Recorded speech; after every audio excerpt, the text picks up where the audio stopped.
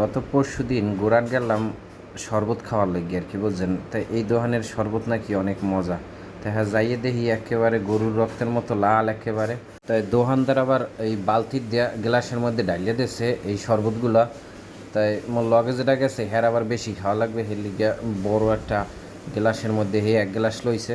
আর মুই লইছি একটু ছোট্ট, এর মধ্যে আবার সাদা, হলুদ আর এই কান কালারের এই যে শরবতগুলো আবার হাজাই রাখছে, এবার না দিয়ে বেলের শরবত বলে। তো যাই হোক, পাশে আরও বিভিন্ন শরবত আছে আর কি। তো এর মধ্যে আবার দেখি কেলা গাছের সালাদও দিতে আছে, কাটতে কেটে কুচাই থুইছিল আগেই। তো সেই আবার উপরে দিতে আছে, এর মধ্যে আবার আরও কি জানি কুচাইতে লইছে। তাই মনে হইতেছে যে টুনা মাছের ওই যে শুটকি আছে হেইয়া মনে হয় ওই যে কুচে কুচে হেইয়া আবার উপরে দিয়ে দিতে আছে। তাই জানি না কেমন লাগবে, এর আগে অনেক আগে খাইছিলাম, মনে হয় ভালোই লাগবে। তাই গ্লাস দুইটা রেডি ফেরা, এর মধ্যে আবার এই দুইটা কী যেন দিয়ে দিতে আছে। পরে গবেষণা করে দেখলাম এ আবার এই খাজুর, সৌদি আরব থেকে আগত খাজুর আর কি, এই দিয়ে দেশে দিয়ে আবার সেই বালতিটার মধ্যে ডালিয়া এবার আবার লড়াই সারাই দিতে আছে, কারণ একটু মিক্সিংও লাগবে না হের লেগে আর কি।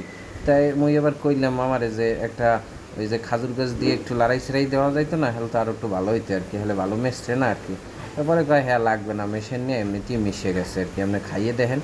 পেটের মধ্যে কলকলাইয়ে ডালিয়ে দিলি একেবারে গলবলাইয়ে মজা হইবে না আর কি, বুঝছেন? পুরান যারা আইবেন হেরা এই সিভিআই ব্যাগের আগেই এই শরবতের দোকানটা আইয়ে খাইয়ে যাইবেন, একটা পয়সা মজা পাইবেন আর কি, বুঝছেন? মধু মধু